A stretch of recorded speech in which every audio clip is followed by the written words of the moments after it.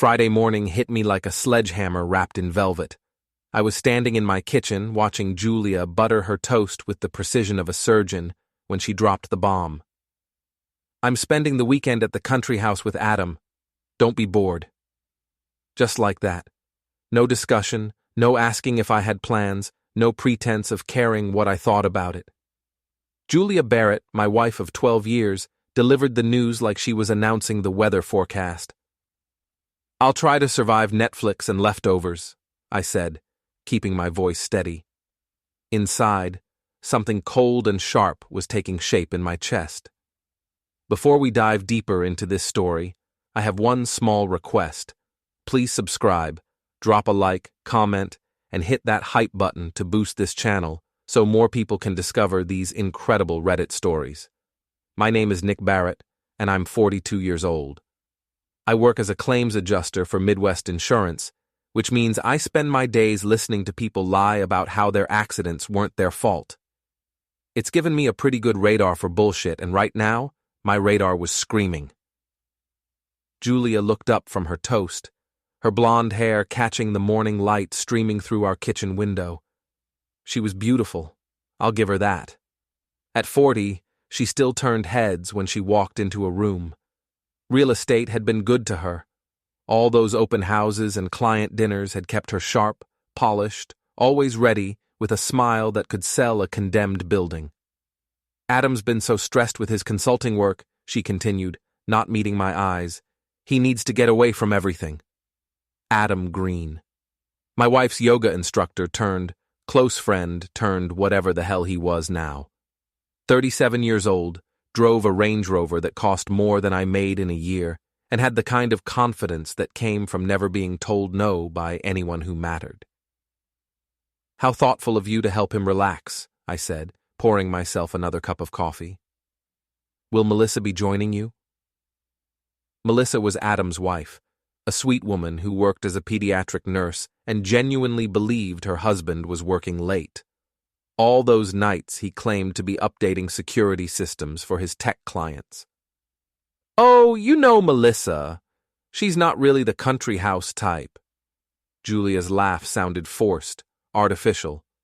"She prefers staying home with her garden." I nodded, filing that away with all the other little lies that had been accumulating over the past 6 months. The late-night phone calls Julia claimed were work emergencies. The new workout clothes that never seemed to get sweaty. The way she'd started doing her hair differently, wearing perfume to go grocery shopping.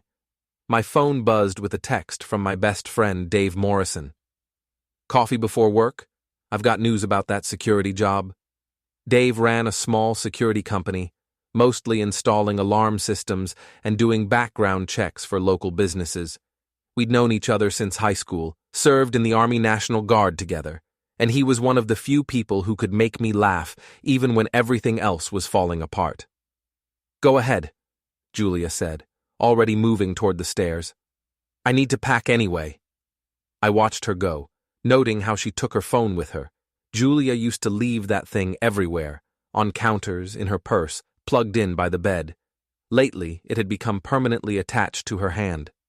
20 minutes later, I was sitting across from Dave at Murphy's Diner, listening to him explain how he'd just landed a contract to upgrade the security system at the Riverside Country Club. 2 weeks of work, decent money, and all the gossip I can handle, Dave said, grinning. His dark hair was starting to show gray at the temples, but his eyes still held the same mischievous spark that had gotten us both in trouble during our guard days. "You know what I love about rich people? They think the help is invisible. I hear everything." "Speaking of gossip," I said, stirring sugar into my coffee, "what do you know about Adam Green?" Dave's expression shifted, becoming more serious. "The tech guy? Why?" "Just curious. Julia's been spending time with him. Yoga classes, apparently." "Nick." Dave leaned forward, lowering his voice. "I installed Adam's home security system last year. The guy's smooth, I'll give him that, but he's also a player. I've seen the type before, married, successful, thinks he's untouchable." "What kind of player?" "The kind who has female clients over for consultations when his wife's at work. The kind who keeps a second phone in his car. The kind who—" Dave stopped, studying my face. Shit. Julia? I didn't answer directly. They're going away together this weekend, to some country house. Dave was quiet for a moment, processing this. Then he said, "What do you want to do about it?" That was Dave. No judgment, no lectures about working things out or going to counseling. Just a simple question about what came next. "I don't know yet," I admitted. "But I'm tired of being the only one in my marriage who doesn't know what's going on." When I got to work that morning, I could barely concentrate. Midwest Insurance occupied the third floor of a downtown office building that had seen better decades. My cubicle was positioned perfectly to overhear conversations from the break room, which normally annoyed me, but today proved useful. "I saw Julia Barrett at lunch yesterday," said Cheryl from accounting. "She was with that handsome yoga instructor of hers. Very cozy." "Adam something, right?" replied Sandra from claims processing. "My sister takes his classes, says he's very hands-on with his female students." I kept typing, pretending to review a claim file while I listened. Didn't Julia just buy that expensive workout gear? Seems like a lot of investment for someone who never mentioned yoga before this year. Midlife crisis, probably. My cousin went through the same thing. Started with yoga, ended with divorce papers.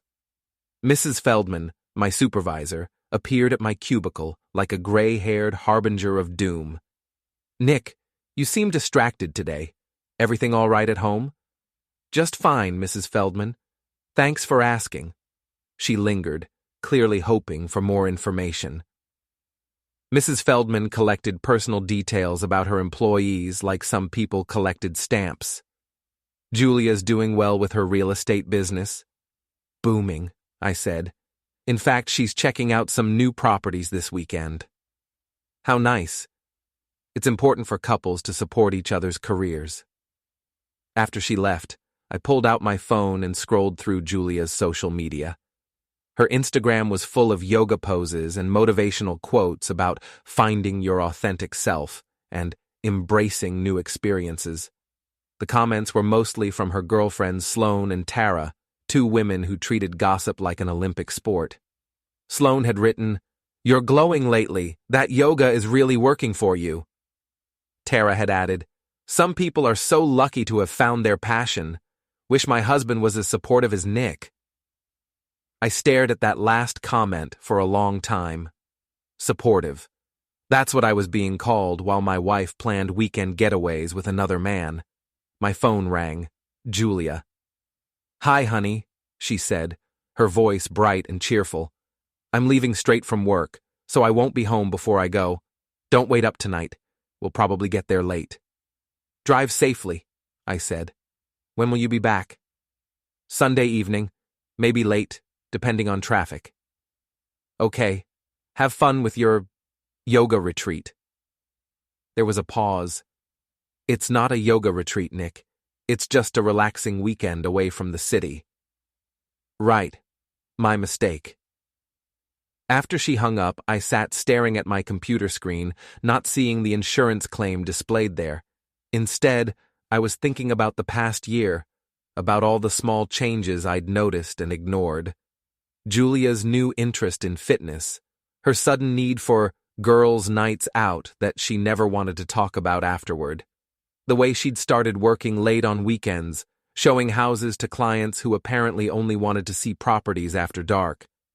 I'd been the perfect supportive husband, never questioning, never demanding explanations.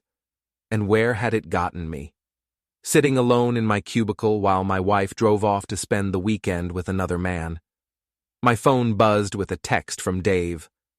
"Want to go camping this weekend? Or better yet, want to crash their romantic getaway?" I stared at the message for a long time before typing back, "Let me think about it." But I was already thinking, and what I was thinking wasn't about camping. That evening, I was loading the dishwasher when I noticed Julia's iPad on the kitchen counter. She'd been in such a hurry to leave that she'd forgotten it. The screen was still unlocked, showing her email. I shouldn't have looked. I knew that even as I picked up the device. But 12 years of marriage had earned me some rights, hadn't it?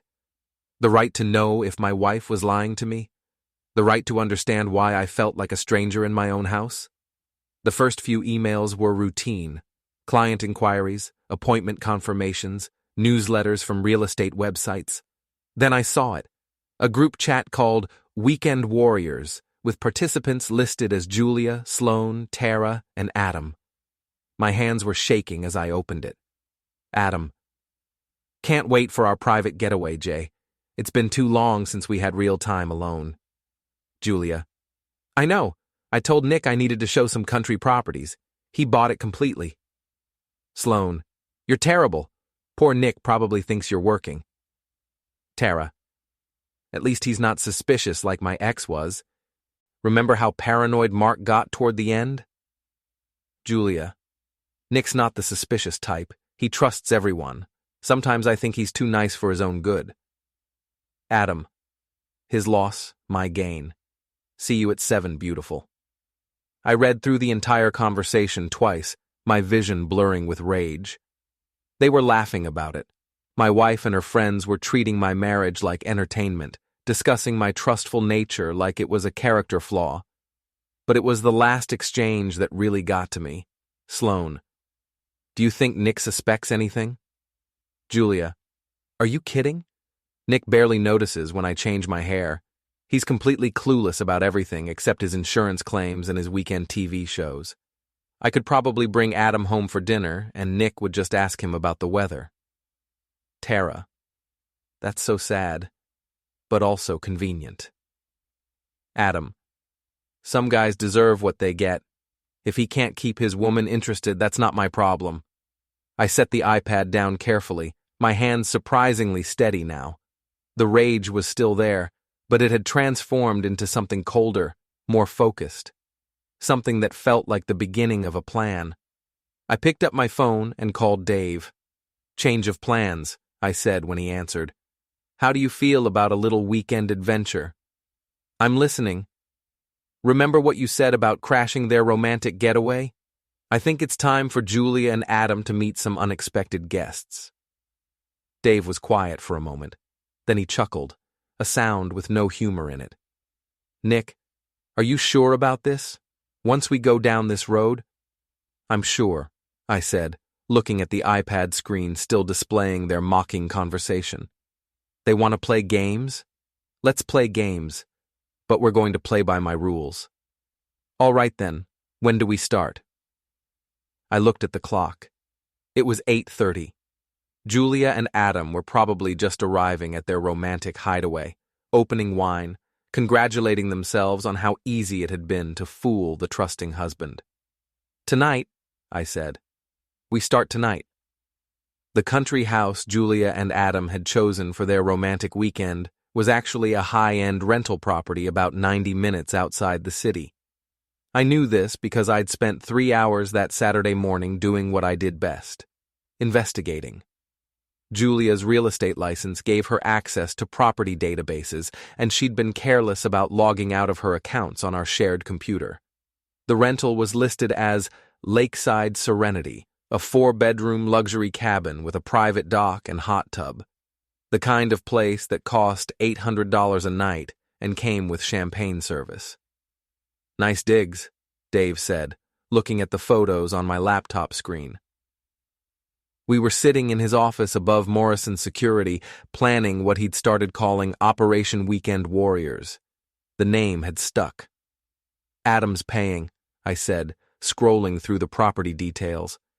According to the reservation, it's booked under his credit card for 3 nights. 3 nights? I thought Julia said she'd be back Sunday. She lied. Shocking, I know. Dave leaned back in his chair, studying the satellite view of the property. It's isolated. Nearest neighbor is half a mile away. Good for privacy, bad for security. That's what I was thinking. Nick. Dave's voice carried a warning. I need to know exactly what you're planning here. I can't be part of anything that crosses legal lines. I'd been expecting this conversation. Dave had too much to lose. His business, his reputation, his security license, to get involved in anything genuinely criminal. Nothing illegal, I assured him. Nothing violent, just a little psychological theater. Explain. I pulled up another window on my laptop, showing a news article about a recent string of break-ins at rental properties in rural areas. There's been a pattern of burglaries targeting vacation rentals. Thieves wait until guests arrive, then stage home invasions. They tie people up, steal valuables, and disappear. Dave was nodding slowly. And if something similar happened to Julia and Adam, they'd be terrified, traumatized, and they'd have to explain to the police, and eventually to Melissa and me, exactly what they were doing at a romantic getaway together. You want to stage a fake home invasion. I want to give them an experience they'll never forget.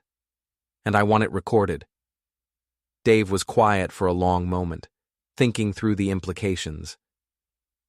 We'd need masks, fake weapons, someone to help with the staging, and we'd have to be very careful about evidence. Can you get help? Maybe. I've got a guy who does security testing for businesses, legal break-ins to test their systems. He might be interested in some freelance work. What would you need from me? Money for equipment and help, a solid alibi for yourself, an absolute certainty that you want to do this because once we start, there's no going back. I thought about Julia's group chat, about the way they'd laughed about my trusting nature, about Adam's comment that some guys deserved what they got. I'm certain. Dave nodded. Then let's go shopping. We spent the rest of Saturday afternoon gathering supplies, ski masks, dark clothing, zip ties, a video camera with night vision capability. Dave's contact, a wiry ex-cop named Tommy who specialized in security consulting, met us at a sporting goods store and helped select equipment that would look threatening without being dangerous. The key, Tommy explained as we loaded everything into Dave's van, is psychological impact. You want them scared, not hurt. Fear is more effective than pain, and it doesn't leave evidence. What about afterwards? I asked. How do we make sure this doesn't come back to us? Simple, Dave said. We don't take anything valuable. We don't leave fingerprints. And we make it look like a random crime that could have been committed by anyone. Plus, Tommy added, scared people don't think clearly. They'll be so focused on what happened to them, they won't be analyzing who might have done it. That evening, I established my alibi. I went to Murphy's diner for dinner, made sure the waitress remembered me, then stopped at the video store to rent some movies. Old-fashioned, but it created a paper trail. I was home by 8 o'clock, watching television like any other lonely Saturday night. At 10:30, I got a text from Dave. Heading out for that camping trip. See you tomorrow. I responded, have fun, don't get eaten by bears. Then I sat in my living room, watching the clock and thinking about what was happening 90 minutes away. Dave later told me exactly how it went down. They arrived at Lakeside Serenity just after midnight, parking Tommy's unmarked van a quarter-mile away and hiking through the woods to approach the house. The rental sat on a small bluff overlooking the lake, surrounded by tall pines that provided perfect cover. Through the large windows, they could see Julia and Adam in the living room, sitting close together on a leather couch, wine glasses in hand. Julia was wearing a red dress I'd never seen before. Adam had his arm around her, and they were laughing about something. They look comfortable, Dave had whispered to Tommy. Not for long. They waited until the lights went out, then gave it another hour to make sure their targets were asleep. The house's security system was basic, probably more for show than actual protection. Tommy disabled it in under 3 minutes. They entered through the back door, moving silently through the kitchen and living room. Dave carried the video camera while Tommy handled the psychological elements. They'd rehearsed this, planned every detail. The bedroom was on the second floor. Dave and Tommy positioned themselves outside the door, pulled on their masks, and then Tommy kicked it open. Nobody move! Hands where we can see them! Julia's scream, Dave told me later, was probably heard by wildlife for miles around. Adam, to his credit, tried to get up and protect her, but Tommy shoved him back down onto the bed. Shut up and stay still, Or this gets much worse. Dave started recording while Tommy zip-tied their hands behind their backs. Julia was crying, begging them not to hurt her. Adam was trying to negotiate, offering money, credit cards, anything they wanted. "Please," Julia sobbed. "We're not from around here. We don't have much cash with us." "What are you doing here?" Tommy demanded, playing his role perfectly. "It's just a romantic getaway," Adam said. "We're not bothering anyone." "Romantic getaway?" Dave spoke for the first time, disguising his voice. "Both of you married to other people?" Julia's crying stopped abruptly. The question had caught them off guard. "How do you—" Adam started. "We know things," Tommy said. "We watch. We wait. We see cheating spouses who think they're clever." For the next 20 minutes, they kept Julia and Adam tied up while they ransacked the house, making noise, creating chaos. They didn't take anything valuable, just some cash from Adam's wallet and a piece of Julia's jewelry that looked expensive, but wasn't. The psychological element was what mattered. Dave made sure to get clear video of both their faces, their terror, their humiliation at being caught together. He recorded Adam trying to lie about why they were there, Julia begging them to call her husband instead of the police. "Your husband?" Tommy had asked. "The one you're cheating on?" "It's not what you think. Lady, we've been watching you two for weeks. We know exactly what this is." Before they left, Tommy delivered the final touch. "Don't come back here, we're watching this place. We're watching you. And if we see you together again, next time won't be so pleasant." They were gone by 3 a.m., leaving Julia and Adam tied up but unharmed. It would take them another hour to work free of the zip ties and call the police. Dave texted me at 4:30. "Camping trip successful. Bears were very cooperative." I was lying in bed, staring at the ceiling, when my phone rang at 6 a.m. Julia's name appeared on the screen. "Nick?" Her voice was shaky, frightened. "Something terrible happened." "What? Where are you? Are you hurt?" I was at a property showing, a country house. There were intruders. They broke in and—" She started crying. "Jesus, Julia, are you okay? Do you need me to come get you?" "The police are here. I'm giving a statement." "But Nick, I was so scared. They tied us up and threatened us, and I thought they were going to kill us." "Us? Who else was there?" A pause. A long pause. "Adam was with me. He was helping me evaluate the property for a client. He knows about security systems." Even now, even after being terrorized by masked intruders, she was still lying to me. "I'll drive up there right now," I said. No. The police said it's still a crime scene. I'm coming home. Adam's driving me back. Are you sure you're okay to travel?" "I just want to get home. I want to be safe." "Okay, sweetheart, drive carefully. I'll be here waiting for you." After she hung up, I lay back down and smiled for the first time in months.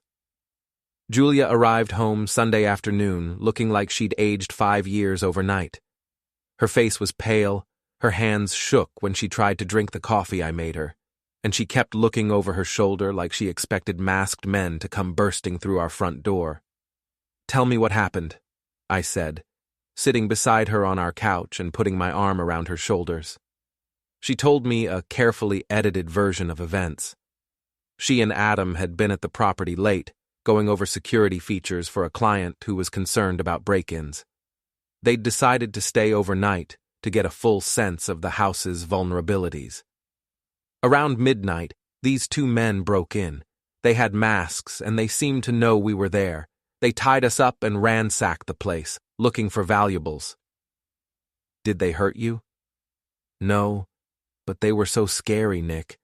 They kept asking questions about why we were there like they'd been watching us." "What kind of questions?" Julia hesitated. "Just personal things. About our relationship. About why we were spending the night together." "What did you tell them?" "The truth. That it was business. That we were evaluating the property." I nodded sympathetically, stroking her hair. "Did the police catch them?" "No. They were gone by the time we got free and called 911.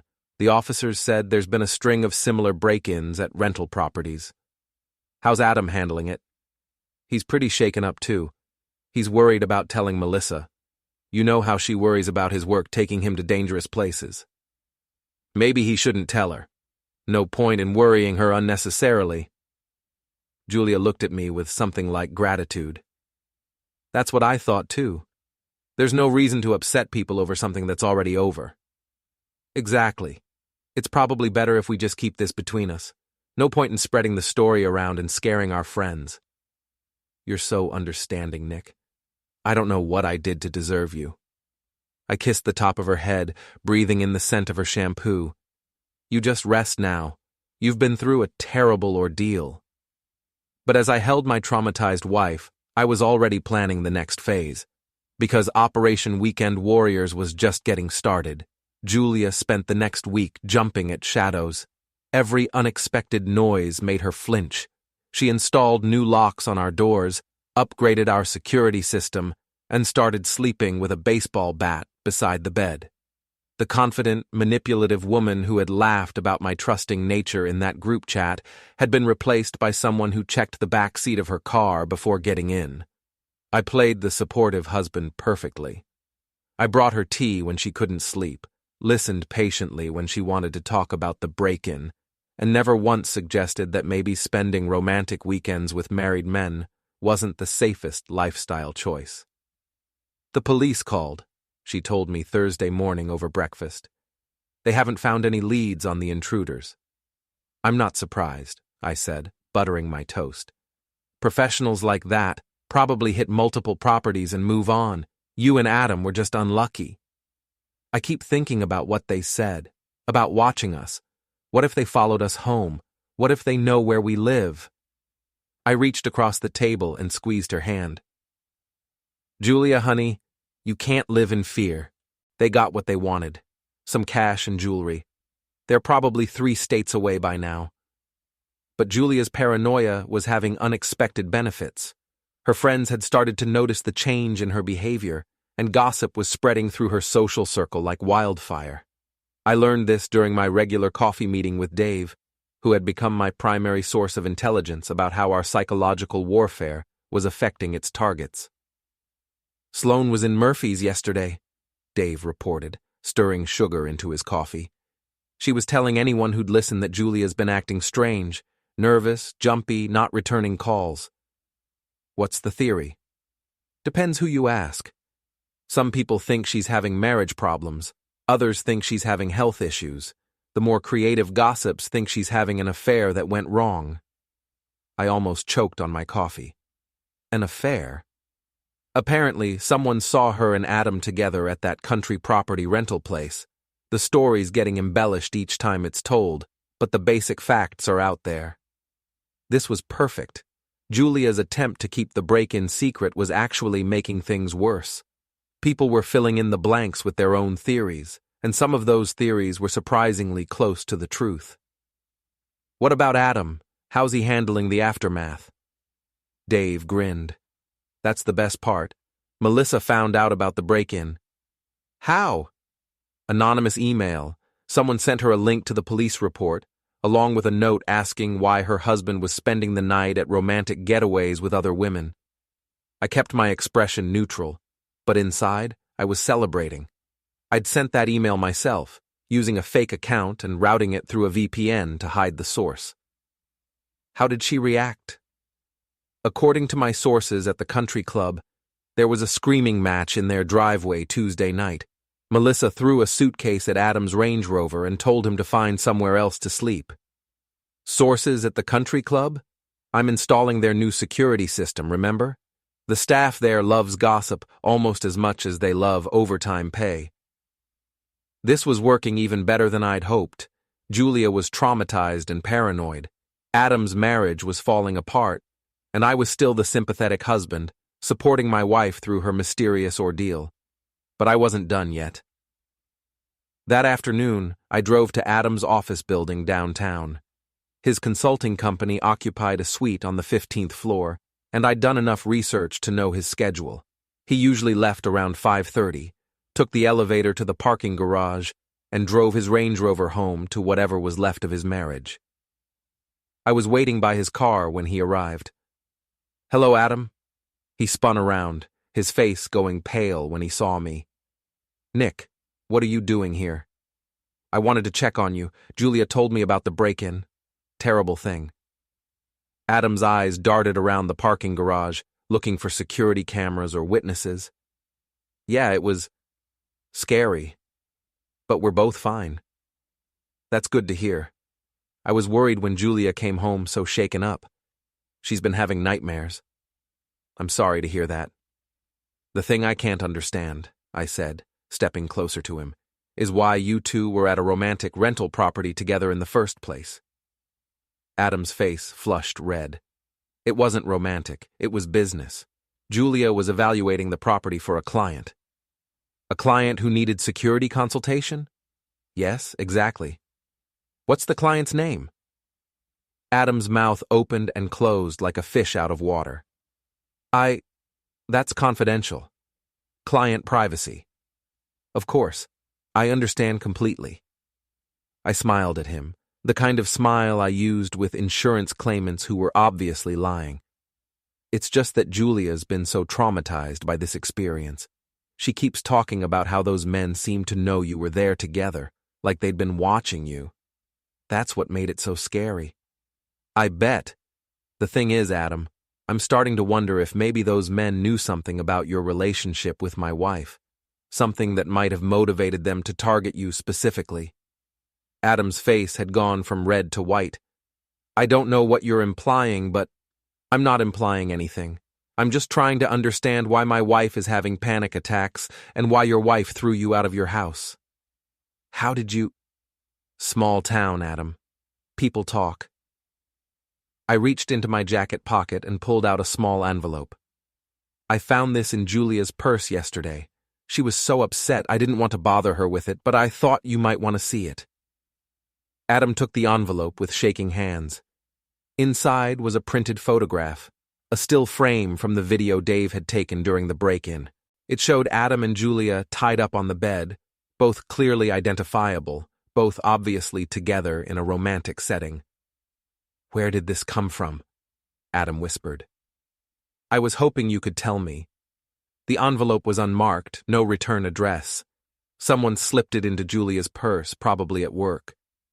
Adam stared at the photograph, his face growing paler by the second. "This is from that night. Someone was taking pictures. It looks that way. The question is, what do they want?" "I don't know. Jesus, Nick, I don't know what to tell you." I put my hand on his shoulder in what might have looked like a friendly gesture. "Adam, I need you to be honest with me. Is there something going on between you and my wife that I should know about?" No, it's not what you think. We're just friends. The property thing was legitimate business." "Then why does this photograph exist? Why are you both tied up in a bedroom together? Why did your wife throw you out?" Adam was sweating now, despite the cool temperature in the parking garage. "I can't. This is complicated." "Uncomplicate it for me." "Nick, I think someone is trying to blackmail us, Julia and me. They're making it look like we're having an affair." I nodded thoughtfully. That would explain the photograph. "But Adam, if you're being blackmailed, shouldn't you go to the police?" "We can't. It would ruin both our marriages, even if nothing really happened. People would believe what they wanted to believe." "So what are you going to do?" "I don't know. Stay away from Julia, I guess. Hope whoever's doing this gets bored and moves on." I squeezed his shoulder a little harder than necessary. "That sounds like a good plan.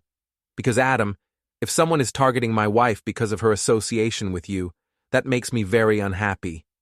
And you don't want me to be unhappy." "Are you threatening me?" "I'm explaining the situation. My wife is traumatized. Your wife is suspicious. Someone out there has photographs of you two in a compromising position. The smart thing would be to end whatever relationship you have with Julia before this gets worse." "And if I don't?" I smiled again, but this time there was nothing friendly about it. then I might have to start asking harder questions about your business practices, about your client relationships, about those late-night consultations you do when Melissa thinks you're working. Adam's face crumpled. How do you know about those? I know lots of things, Adam. I'm in the information business. And right now, the information I have suggests that you've been taking advantage of my wife's friendship and putting her in danger. I leaned closer, lowering my voice. Here's what's going to happen. You're going to stop seeing Julia. You're going to stop calling her, texting her, and showing up at her yoga classes. You're going to disappear from her life completely. And if I find out you've contacted her again, this photograph is going to find its way to Melissa, to your business partners, and to every gossip in this town. You can't do that. Watch me. I turned to walk away, then paused. Oh, and Adam, that Range Rover of yours is very distinctive. If I see it parked anywhere near my house, my wife's office, or any property where Julia might be working, I'm going to assume you didn't take my advice seriously. I left him standing there in the parking garage, holding the photograph and trying not to have a complete breakdown. The next morning, Julia got a text message that she read at the breakfast table with a puzzled expression. Everything okay? I asked. It's from Adam.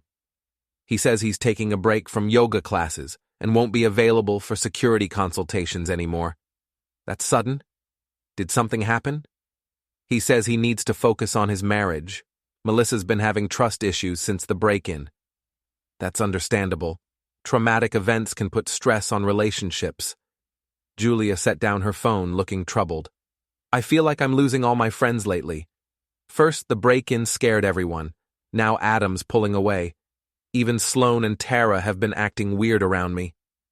How so? They keep asking questions about that night, about what really happened, about why Adam was with me. She looked at me with something like desperation. Nick, people are starting to talk. They're saying things about Adam and me that aren't true. What kind of things? That we were having an affair, that the break-in was some kind of setup or revenge, that we deserved what happened to us. I reached across the table and took her hand. Julia, people always gossip when they don't have all the facts. The important thing is that you know the truth, and I know the truth. Do you? Do you really believe that Adam and I are just friends? I looked into her eyes, seeing the fear there, the desperation for reassurance. This was the moment she was giving me a chance to confront her, to demand the truth, to have the conversation that might save our marriage. Instead, I squeezed her hand and smiled. Of course I believe you. You're my wife. I trust you completely. The relief on her face was immediately replaced by something else. Guilt, maybe. Or shame. I don't deserve you, she whispered. Yes, you do. We'll get through this together just like we always do. But as I comforted my lying wife, I was already planning the next phase of her destruction. Because Julia was right about one thing, people were talking, and I was going to make sure they had plenty to talk about. The neighborhood barbecue was Linda Krantz's idea. She lived 3 houses down from us and had appointed herself the unofficial social coordinator for our block. Every year she organized a Memorial Day cookout in the small park at the end of our street, complete with grilled burgers, potato salad, and enough gossip to fuel a soap opera. This year's barbecue was going to be special, though Linda didn't know it yet. Are you sure you want to go? Julia asked as she applied lipstick in our bedroom mirror. I mean, with everything that's happened lately, maybe we should just stay home. Absolutely not, I said, adjusting my tie. We're not going to let some random criminals turn us into hermits. Besides, it'll be good for you to get out and socialize. Julia had been increasingly isolated over the past 2 weeks. Adam had completely disappeared from her life, just as I'd instructed. Her friends Sloane and Tara were keeping their distance, partly because Julia's paranoid behavior was making everyone uncomfortable, and partly because the rumors about her affair were making her toxic to associate with. I just feel like everyone's staring at me lately, Julia said, like they know something I don't. That's the trauma talking. You're being paranoid. Am I? Yesterday at the grocery store, Mrs. Henderson asked me how my property evaluation business was going. She said it with this weird tone, like she was making a joke I wasn't getting.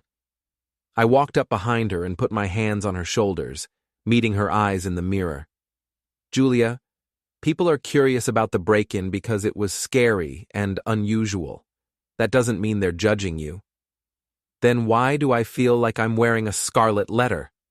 Because you're stressed and traumatized. But hiding at home isn't going to make it better. We need to show people that we're fine, that we're a strong couple, that some random criminals can't destroy our happiness. Julia leaned back against me, and for a moment I felt something like the old connection we used to have. Before the lies, before Adam, before everything went wrong. You're right, she said. We should go. We should be normal. That's my girl.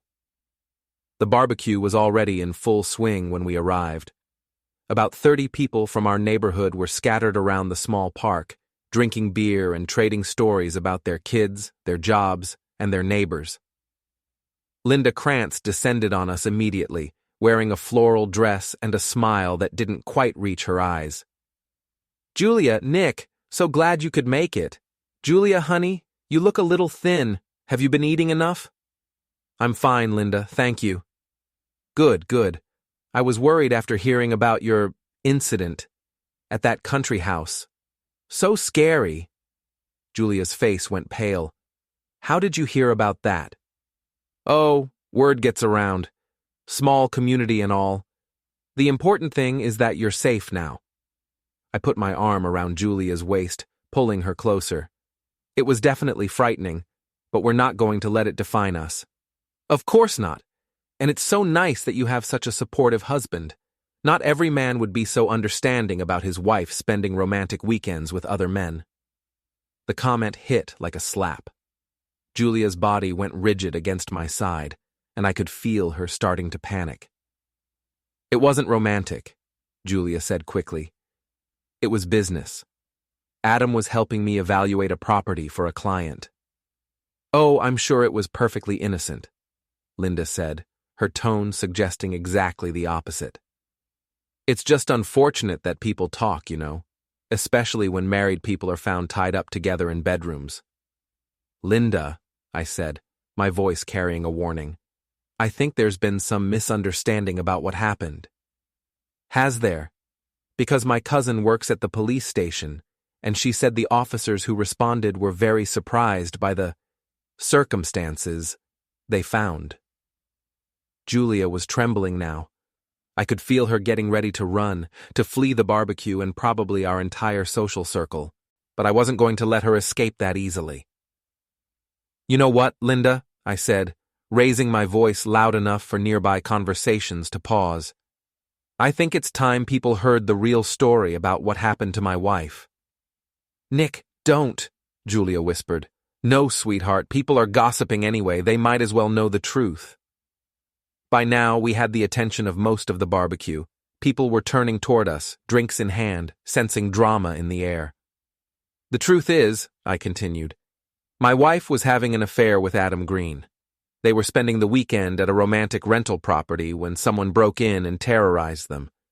Julia's been lying to me about it for weeks, pretending it was business when it was actually adultery. The silence that followed was deafening. Julia's face had gone from pale to gray, and she was staring at me like I'd just stabbed her. Nick, she breathed. How could I what? Tell the truth? Isn't it time we stop pretending? You said you trusted me.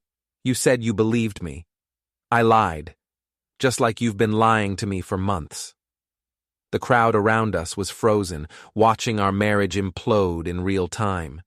I could see shock, fascination, and schadenfreude on their faces. This was going to be talked about for years. You want to know what really happened that night? I asked the crowd. My wife and her lover were caught in bed together by intruders who seemed to know exactly what they were doing there. Julia came home traumatized, not because she was robbed, but because she was exposed. Stop, Julia said, tears streaming down her face. Please stop. Why should I stop? You didn't stop when you were laughing about my trusting nature with your friends. You didn't stop when you were planning romantic getaways behind my back. You didn't stop when you were making me look like a fool. I pulled out my phone and opened the group chat I'd screenshot before deleting it from her iPad. Want to hear what she really thinks of me? Nick's not the suspicious type. He trusts everyone. Sometimes I think he's too nice for his own good. And this one's my favorite. Nick barely notices when I change my hair. He's completely clueless about everything, except his insurance claims and his weekend TV shows. Julia was sobbing now, her hands covering her face. The crowd was staring at us with the fascination of people watching a car accident. "Nick," said Bob Henderson, Linda's husband, "maybe you should take this home." "Why? So Julia can keep lying? So everyone can keep pretending they don't know what's really going on?" I looked around at our neighbors, people we'd known for years. How many of you suspected? How many of you saw the signs that I missed? Several people looked away uncomfortably.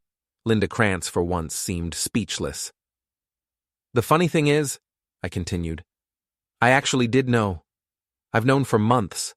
I just wanted to see how far she'd go, how elaborate the lies would get. And you know what? She exceeded my expectations." "If you knew," Julia said through her tears, "why didn't you say something? Why did you let you what? Destroy our marriage? Humiliate me in front of our friends? Make me complicit in your affair by pretending to believe your lies?" I shook my head. "I didn't let you do anything, Julia. You made your choices. Now you get to live with the consequences."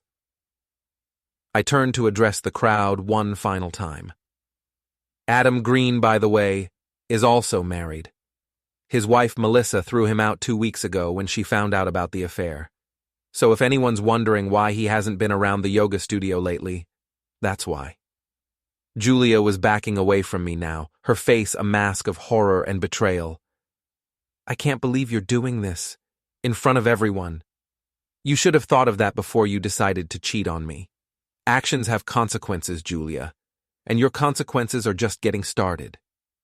She turned and ran then, fleeing the barbecue and leaving me standing in front of our shocked neighbors. The silence stretched for several long seconds before Linda Krantz found her voice. "Well," she said, "I think we need stronger drinks." I spent another hour at the barbecue, calmly eating potato salad and accepting condolences from neighbors who were still processing what they'd witnessed. Some of them seemed genuinely sympathetic. Others were clearly just excited to have front-row seats to the neighborhood's biggest scandal in years. When I finally went home, Julia was gone. Her car was missing from the driveway, and a quick check of our bedroom showed that she'd packed a suitcase. She'd left a note on the kitchen counter. "I'm staying with Tara. We need to talk, but not tonight." I crumpled up the note and threw it in the trash. Then I opened a beer, sat down in my favorite chair, and called Dave. "How did it go?" he asked. "Better than expected. Julia's social life is officially over." "And Adam?" "That's phase 2. Want to help me with some home improvement?" "What kind of home improvement?" "The kind that involves a Range Rover and some creative landscaping." Dave chuckled. "I'll be right over." Adam's apartment was in a modern complex about 10 minutes from downtown. He'd been living there since Melissa kicked him out, and according to my research, he was struggling to maintain his lifestyle on a single income while paying for both his mortgage and his rent. Dave and I arrived at midnight, dressed in dark clothing and carrying supplies. The apartment complex had security cameras, but they were older models with predictable blind spots.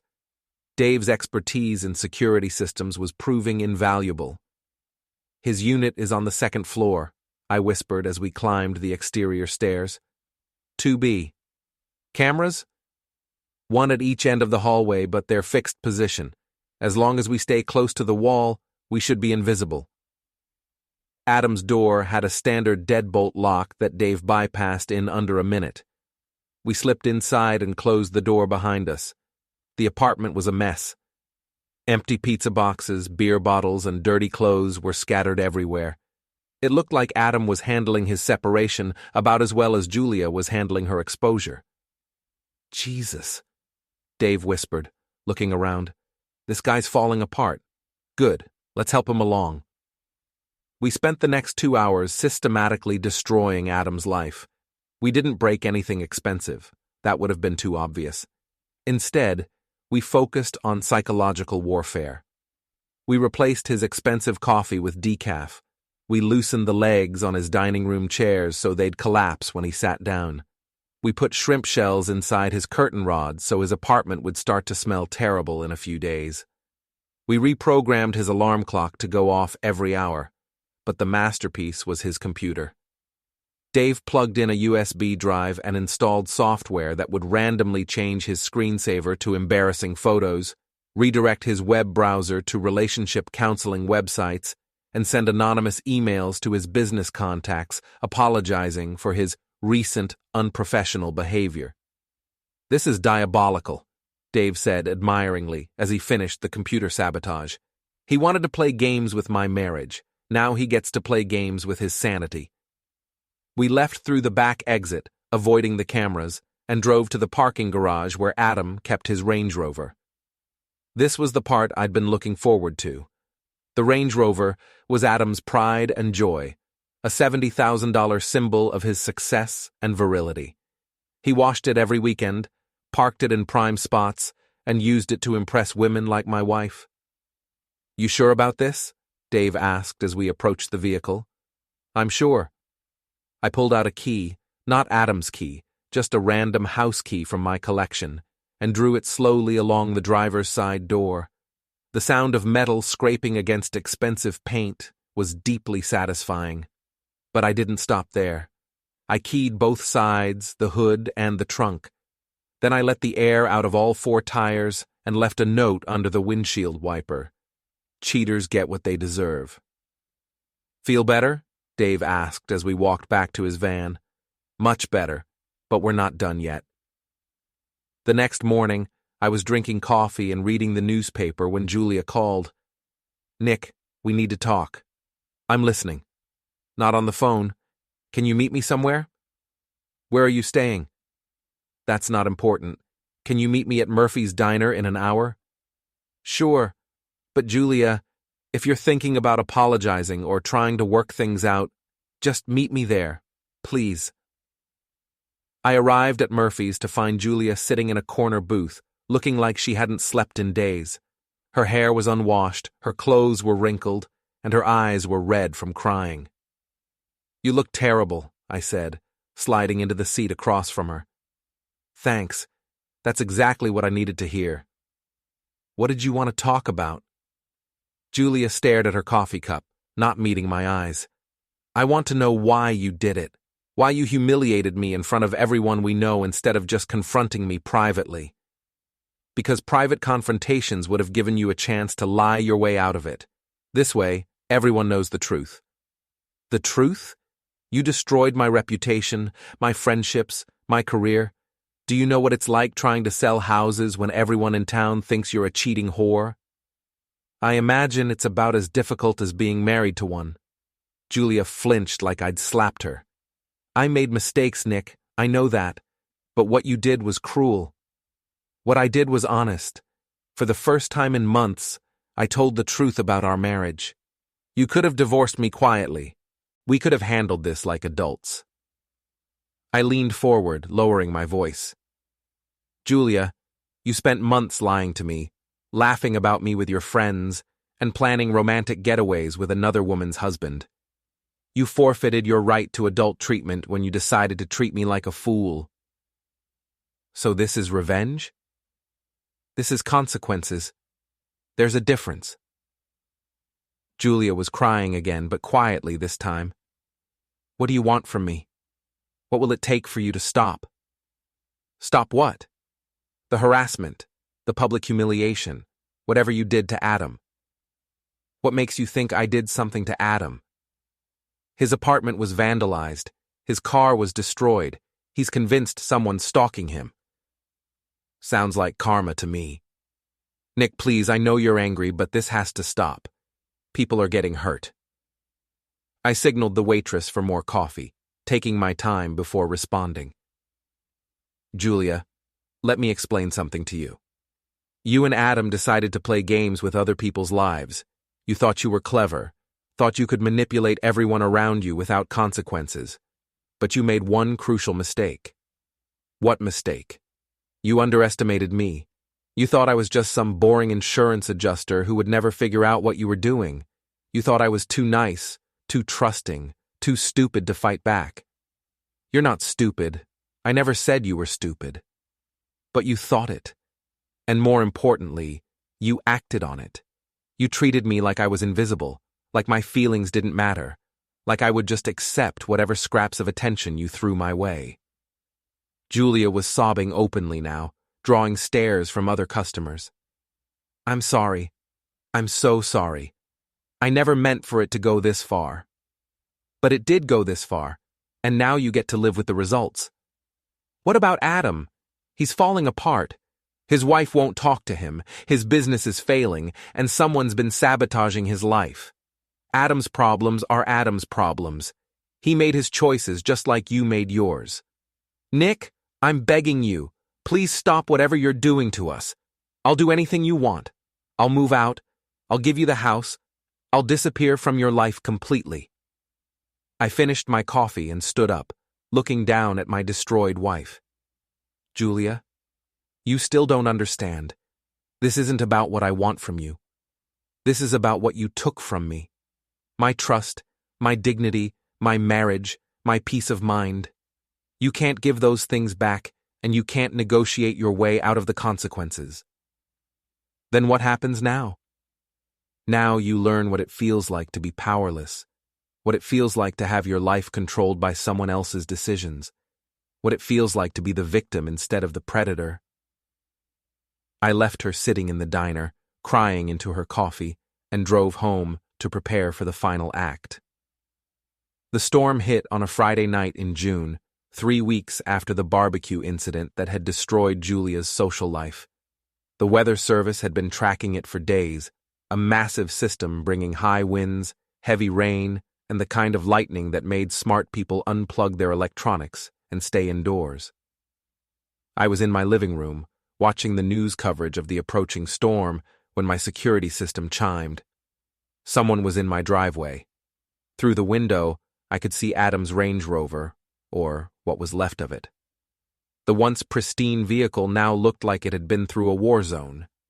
The keyed paint job had been supplemented by what appeared to be additional vandalism, broken mirrors, slashed tires that had been replaced with mismatched spares, and dents that suggested someone had taken a baseball bat to the body panels. Adam himself looked even worse than his car. As he stumbled up my front walkway in the driving rain, I could see that he'd lost weight, his clothes were disheveled, and he was moving with the unsteady gait of someone who'd been drinking heavily. He pounded on my front door with both fists, shouting over the sound of thunder, "Nick, I know you're in there. We need to talk." I opened the door but kept the security chain engaged, creating a gap just wide enough to speak through. "Adam, you look terrible. Let me in. I know what you've been doing. What I've been doing is sitting in my house watching the weather. You're the one standing in a thunderstorm, drunk and belligerent. You ruined my life, my marriage, my business, my reputation. You destroyed everything. I think you're confused about cause and effect. Your life fell apart because you decided to have an affair with my wife." Adam threw his shoulder against the door, but the security chain held. "You set us up. That break-in, the photographs, the harassment, it was all you." "That's a serious accusation. Do you have any proof?" "I don't need proof. I know it was you." I could see neighbors' lights coming on despite the late hour and the storm. Adam's shouting was loud enough to wake half the block, which was exactly what I'd been hoping for. "Adam, you're drunk and you're trespassing. I suggest you go home before I call the police." "I don't have a home. Melissa filed for divorce. She's taking everything." "That's unfortunate, but it's not my problem."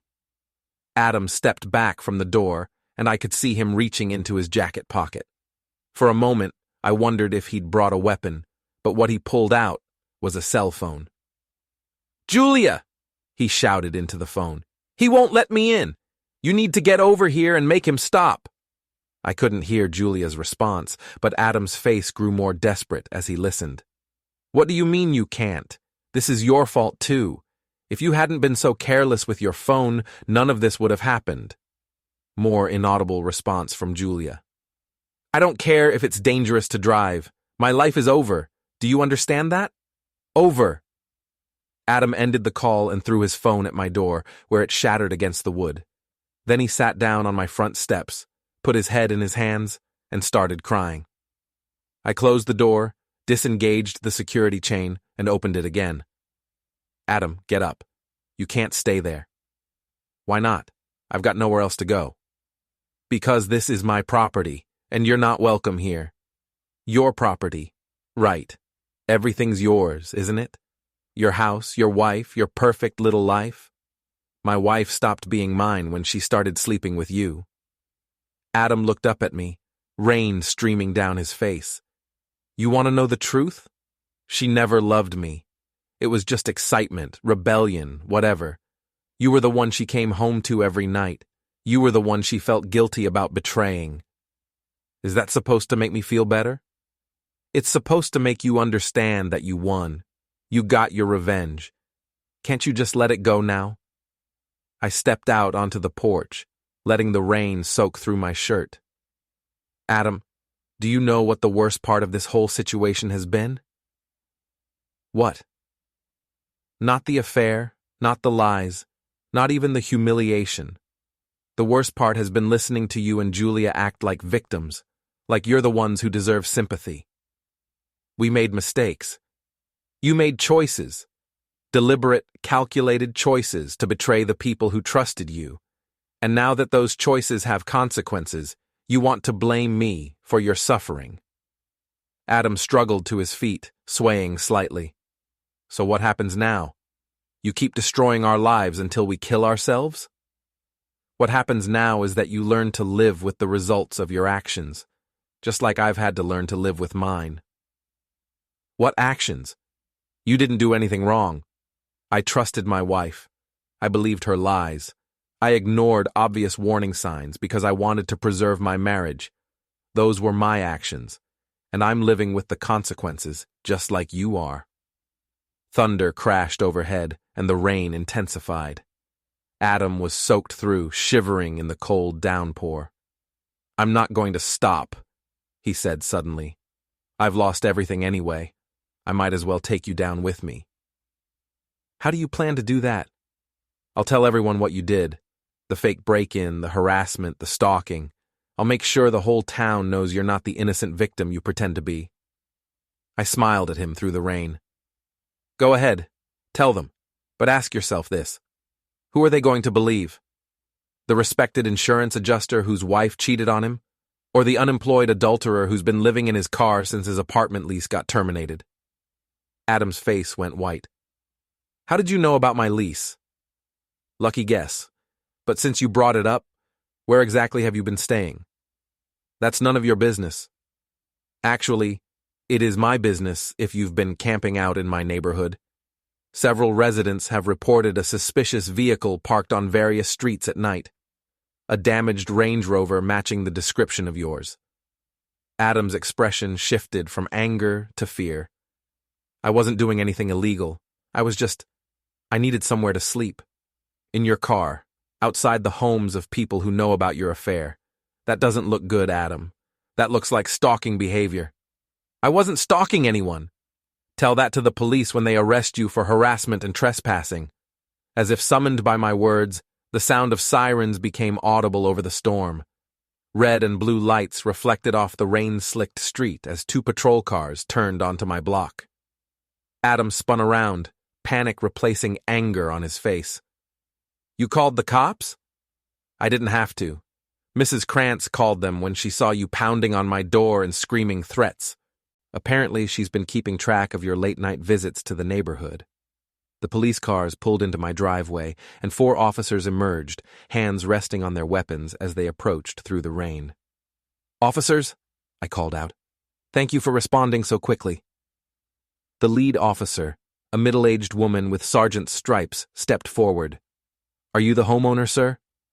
"Yes, ma'am. Nick Barrett. This is Adam Green. He's been harassing me and my neighbors for weeks, and tonight he showed up drunk and threatening." "That's not true," Adam protested. "He's the one who's been harassing me. He destroyed my marriage, my career." "Sir," the sergeant interrupted, "I need you to calm down and step away from the door. You don't understand. This man is a stalker. He set up a fake break-in to frame me and his wife." The officers exchanged glances. I could see them taking in Adam's appearance, drunk, disheveled, standing in the rain making wild accusations, and comparing it to mine. I was calm, dry, clearly the homeowner calling for help. "Mr. Barrett," the sergeant said, "has this man been bothering you before tonight?" "Yes, ma'am. He's been parked outside various houses in the neighborhood for weeks. My neighbors have been calling it in, but he always drives away before you arrive. Tonight, he came to my door directly, demanding to be let in and making threats." "What kind of threats?" "He said he was going to destroy my reputation, that he'd make sure I suffered for his problems. He threw his phone at my door and refused to leave when I asked him to."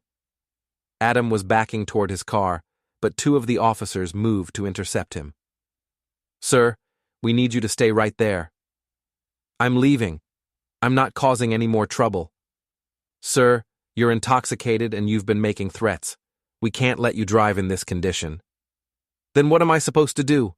I don't have anywhere to go." The sergeant looked at me. "Mr. Barrett, do you want to press charges for trespassing and harassment?" I pretended to consider this, letting the moment stretch out while Adam stared at me with desperate eyes. "No," I said finally. "I don't think that's necessary. Mr. Green is clearly going through a difficult time. I just want him to stay away from my property and my neighbors." "You hear that, sir?" the sergeant said to Adam. "You're not to come back to this neighborhood. If we get another call about you bothering these residents, you will be arrested." Adam nodded frantically. "I understand. I won't come back." "Good. Now, do you have somewhere safe to stay tonight? A friend or family member?" Adam's face crumpled.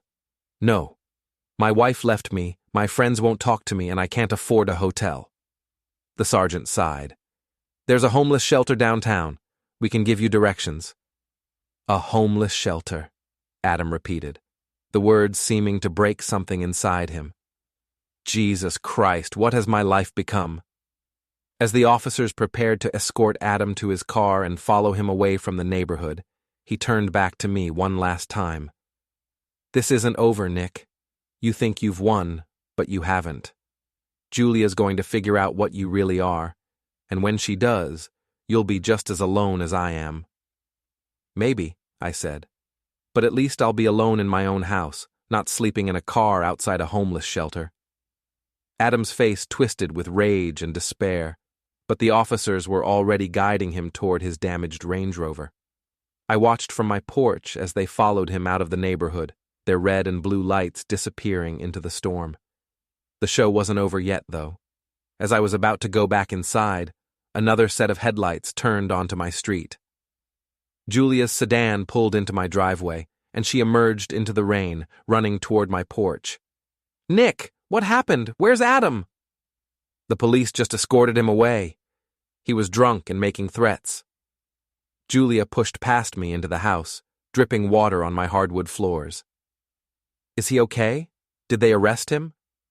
"They sent him to a homeless shelter. Apparently, he's been living in his car." "Oh my God!" Julia sank into my living room chair, her face pale with shock. "This is all my fault. If I hadn't been so careless, if I hadn't let this happen—" "Julia, what are you doing here?" "Adam called me. He was hysterical, saying you wouldn't let him in, that his life was over. I tried to talk him down, but he was so angry, so desperate." "So you drove through a thunderstorm to help the man you've been having an affair with?" Julia looked up at me, tears mixing with rainwater on her face.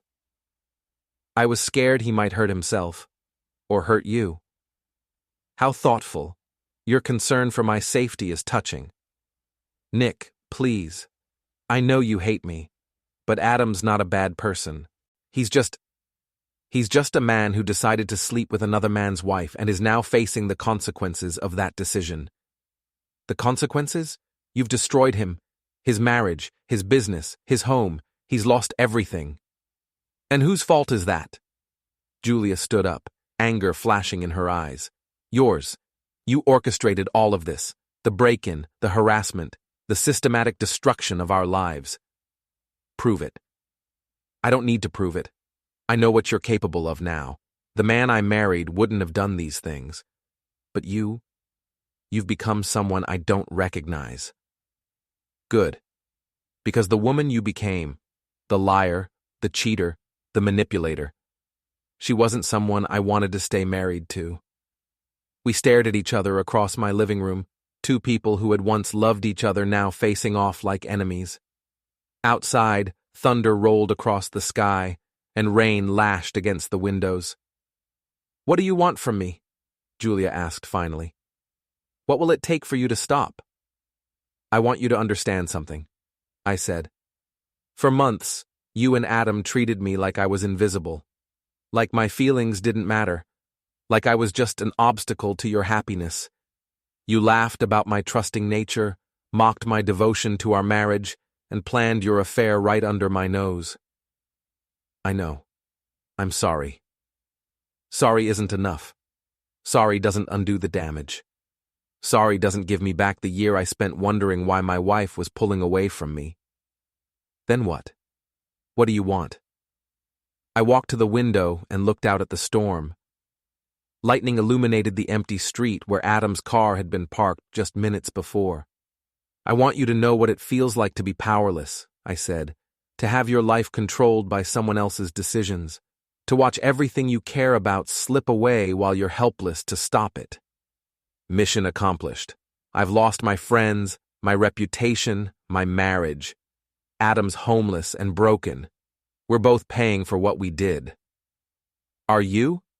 Because from where I'm standing, you both keep acting like victims, like you deserve sympathy for the consequences of your own choices."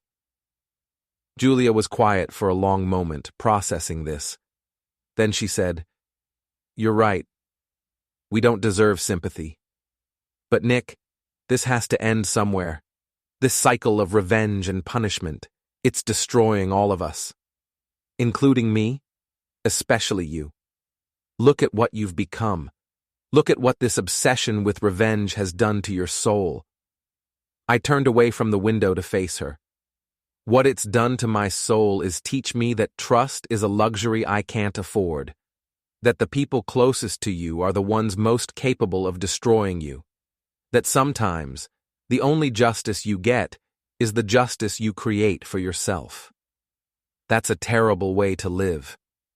It's the way you taught me to live." Julia started crying again, but this time it seemed different.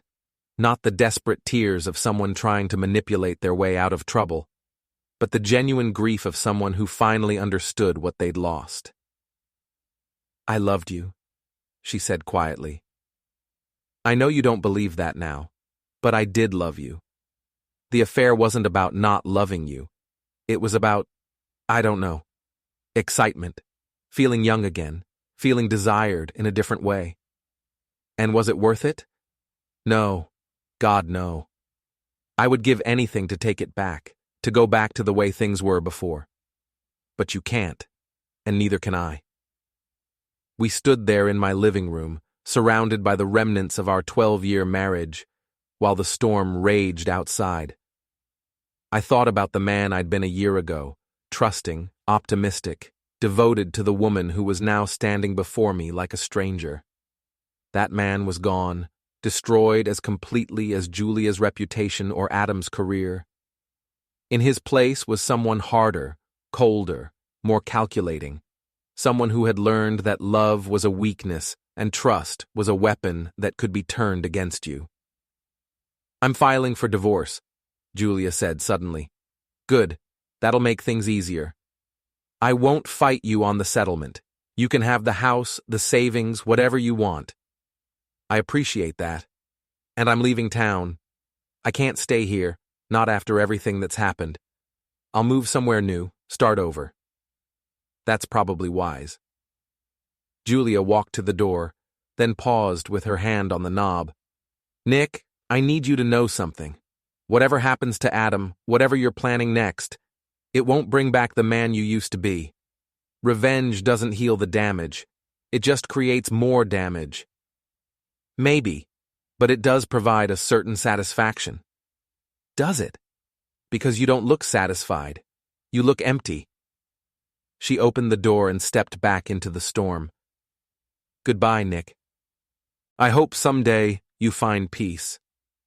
I watched her drive away, her taillights disappearing into the rain and darkness.